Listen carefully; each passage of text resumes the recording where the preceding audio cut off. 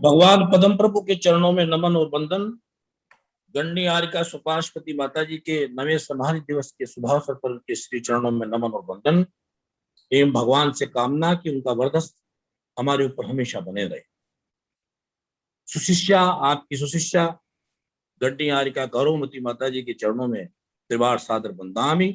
उपस्थित महानुभावों, समय की सीमा को देखते हुए मैं केवल इतना ही कहना चाहूंगा कि राजस्थान और जयपुर का ये महासौभाग्य रहा। गणनी आर्यका सुपार्श्वती माता जी के सभी प्रमुख कार्य करने का हमें सौभाग्य और सुअवसर प्राप्त। जन्म की बात करें तो मैनसर में आपका जन्म हुआ, विवाह हुआ। उसकी बात करें तो नागौर में आपका महाविवाह हुआ। तत्पश्चात ये अवश्य है कि आपको बेदबी भी झेलना पड़ा, और वो त्रासदी की मैं आपको आज याद नहीं दिलाना चाहता, वो आप सबको पता है। और उसके बाद माता जी ने अपने जीवन को किस तरह वैराग्य की ओर मोड़ा, और इस तरह मोड़ा कि आचार्यों मुनिराजों और उनकी सेवा शुश्रूषा में अपने को ढालते हुए, और उन्होंने ऐसा मानस बनाया कि मुझे भी अब संयम पथ पर आगे बढ़ना है। जयपुर का दूसरा सौभाग्य प्राप्त ये हुआ कि जब गणनी आर्यका माता जी ने आर्यका दीक्षा हुई तो मुरलीधर जी राणा की नशिया में आचार्य वीर सागर जी महाराज 27 साधुओं के सहित विराजमान थे। माता जी की वो इच्छा भी पूर्ण हुई।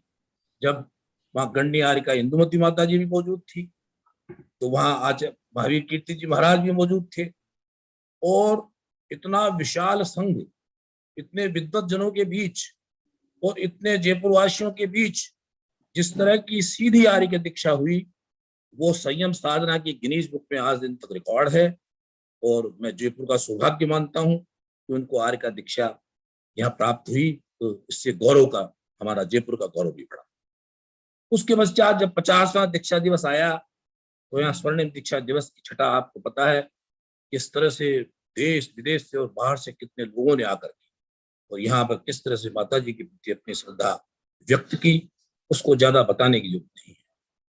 वहीं पर जो 37 वर्ष से 40 वर्ष से जो सुई और धागे की तरह प्रमिलाबाई जो माता से जुड़ी हुई थी, जो संघ की संचालिका थी और जिसने संघ को उत्तरोत्तर प्रगति की ओर हमेशा अग्रसर किया, उनकी आर्य का दीक्षा भी यहाँ पर हमको देखने का अवसर प्राप्त हुआ।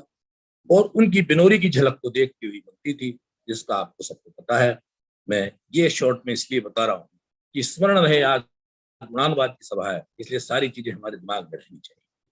इसके पश्चात 1999 की बात भी मैं आपको बताऊं, जब आचार्य वर्धमान सागर जी महाराज और गणनी सुपार्श्वती माता जी का यहाँ पर चतुर्मास हुआ, सारी धर्म सभाओं का संचालन नहीं करता था। दीक्षा दिवस के 50वें शिक्षाविधि में संयुक्त मंत्री था। मैं इसलिए बता रहा हूँ कि निकटता से मुझे माता जी के दर्शन करने और आशीर्वाद पढ़ने का भरपूर मुझे आशीर्वाद प्राप्त हुआ। इस अवसर पर, क्योंकि आज अंतिम कड़ी समाधि दिवस की है, 13 अप्रैल 2012 का दिन आज भी मेरे मानस पटल पर अंकित है। मेरे हृदय में वो एक एक चीज आज भी अंकित है। जब 13 अप्रैल को रात को 2 बजे से ही हल्ला मचा और गणनी सुपार्श्वती माता जी की हालत ऐसा नजर आया कि कुछ ज्यादा बिगड़ रही है, उस समय लगातार लोगों का आगमन, बाहर से आगमन होने लगे। समाधि की स्थिति आपको सब मालूम है। हजारों लाखों जो आज वहां पहुंचे, किस तरह धाड़ मार मार के अपनी माता जी के जाने का इतना करुण दृश्य था। हालांकि निर्वाण हमें अच्छा माना जाता है। 9:15 बजे के करीब माता जी यहाँ पर अंतिम सांस ली। गौरवती माता जी जिन्होंने सारी प्रक्रिया उनकी दिल से पूछो आप, आज वो बैठी तो उनको पता है कि गणनी आर्यका सुपार्श्वती माता जी उनके लिए क्या थी।